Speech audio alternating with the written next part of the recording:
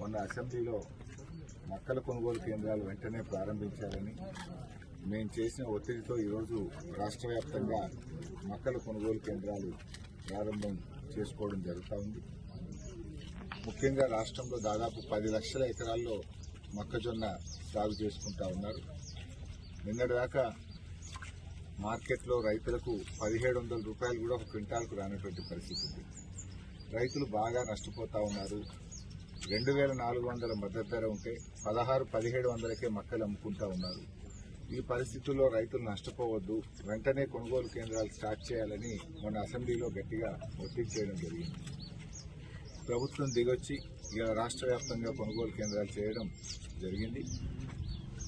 అయితే ఇప్పటికే కొంత ఒక 20-25% మొక్కలు వెళ్ళిపోయినాయి, దళారుల చేతిలోకి వెళ్ళిపోయినాయి.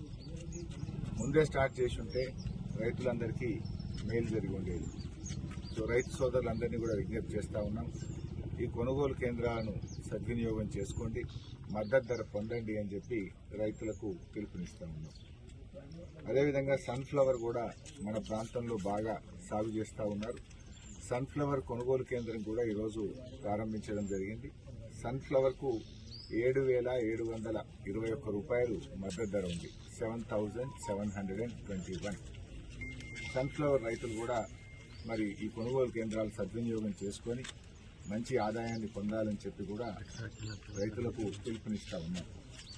సన్ఫ్లవర్ షార్ట్ క్రాప్, అధిక ఆదాయం వస్తుంది, మంచి మేలు జరుగుతూ ఉంది, మంచి దిగుబడి కూడా వస్తూ ఉంది. మన ప్రాంతంలో ఇంకా ఎక్కువ సాగు చేయండి, రాబోయే రోజుల్లో పంట మార్పిడిగా ఉపయోగపడుతుంది, మంచి ధర కూడా ఉంది. మద్దతు ధర 7,721 రూపాయలు ఉంది కనుక తొందరగా కూడా అయిపోతుంది. షార్ట్ డ్యూరేషన్ క్రాప్, దీని ఇంకా ఎక్కువ సాగు చేయాలని చెప్పి కూడా ఈ సందర్భంగా రైతు సోదరులకు పిలుపునిస్తా ఉన్నాం.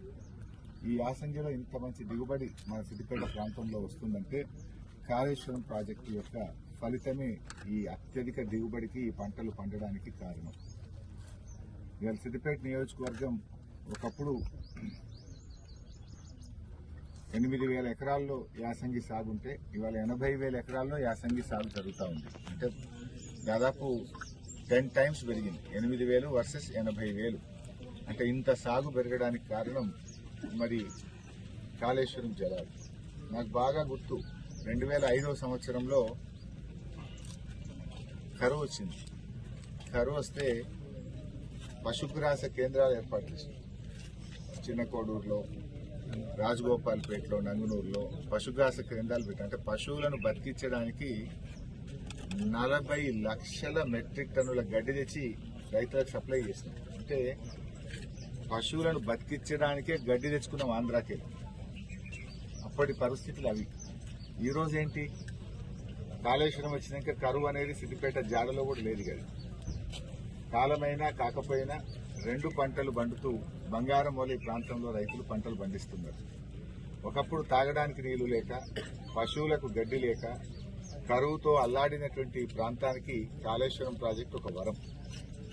ఇలా ఆ ప్రాజెక్టు వల్ల బంగారం వల్ల 2 పంటలు పండుతా ఉన్నాయి, అన్ని రకాల పంటలు కూడా పండుతా ఉన్నాయి. మరి ఈ చక్కటి పంటలు పండడం నిజంగా ఈ కాళేశ్వరం ప్రాజెక్టు యొక్క మహత్యం. ఆ ప్రాజెక్టు ఈ ప్రాంత రూపురేఖలు మార్చింది, ఈ ప్రాంతానికి కొత్త దిశను అందించింది కాళేశ్వరం ప్రాజెక్టు. సో రైతు సోదరులు సన్ఫ్లవర్ మరియు మొక్కజొన్న కొనుగోలు కేంద్రాలను వినియోగం చేసుకోండి, మద్దతు ధర పొందండి అని కోరుతున్నాను.